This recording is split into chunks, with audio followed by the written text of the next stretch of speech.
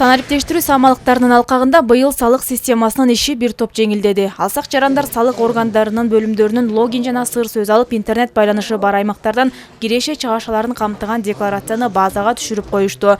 Бул Нарын районунун алыскы айылдарындагы декларанттар үчүн эң жакшы мүмкүнчүлүк болду. Ушундан улам бирдиктүү салык декларациясын райондо 5000ге жакын субъекти убагында тапшырган. Ал эми убагынан кечиктирип жана мүлкүн жашыргандыгы үчүн 18 субъектиге айып пулдар салынып, алардан 87 000 сом өндүрүлгөн. 18 жеке ишкер жана субъектилерге чара көрүп 87 000 сом административдик жана штрафтар салынган. Алардын баары бүгүнкү күндө толук өнүгдү. Эч кандай төлөбөй койгондор жагында немелер болгон жок. Бүт толук өндүрүп, бүгүнкү күндө 100% өндүрүп планга чыктык десек болот да. Быйыл салыктык түшүрлөрдүн көлөмү өткөн жылдагыга салыштырмалуу бир топ көбөйдү дешет адистер. Алсак салык кызматынын Нарын райондук башкармалыгы артта калган 6 айда 57 миллион сом чогултуш керек болсо, мамлекетке 59 миллион сом чегерген. 40 миллиону жергиликтүү, ал эми 19 миллиону республикалык бюджетти толуктаган. Баягы салыктын кошумча булактарын изденип ошолорду табууга аракет кылып атабыз. Ошонун негизги биринчи себеби болуп атат.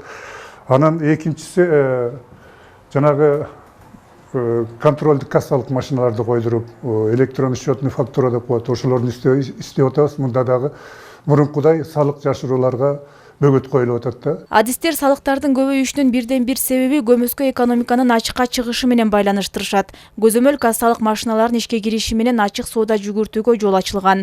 Мында соода түйүндөрүнүн, май куюучу жайлардын, дарыканалардын жана башка тейлөө кызматтарынын заманбап жабдууларды колдонушу киреше чыгашаларды так көрсөтүүгө өбөлгө болду.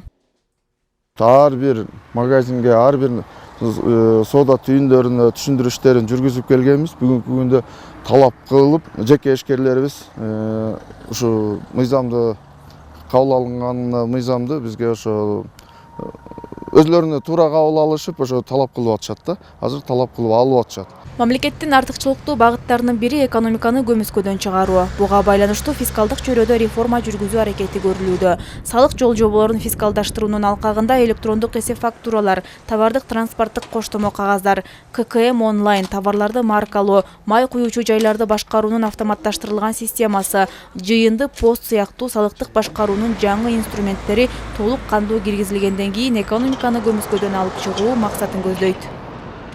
Биз экономикалык жана финансылык татаал шарттарга карабастан өлкөнүн мамлекеттик бюджетине салыктык түшүүлөрдү көбөйтүү менен туруктуулукка жетишүүбүз керек. Муну менен биз мамлекеттин социалдык экономикалык программаларын аткаруу боюнча кепилдик берүүгө жетишебиз. Маалымат үчүн айтсак, 2021 жылы мамлекеттик бюджеттин кирешесине 105 миллиард сом келип түшсө, 2022 жылдын соңунда болжол менен 155 миллиард сом жыйналары же дээрлик 50 миллиард сомго көбөйөрү күтүлүүдө. Бул үчүн салык төлөөчүлөр мамлекет алдындагы жоопкерчилигин сезип, салыкты убагында кечиктирбей төлөп туруулары керек деп кошумчалады президент. Гүлзат Мокенова, Жеңиш Абдылдаев, Өлкө Деми.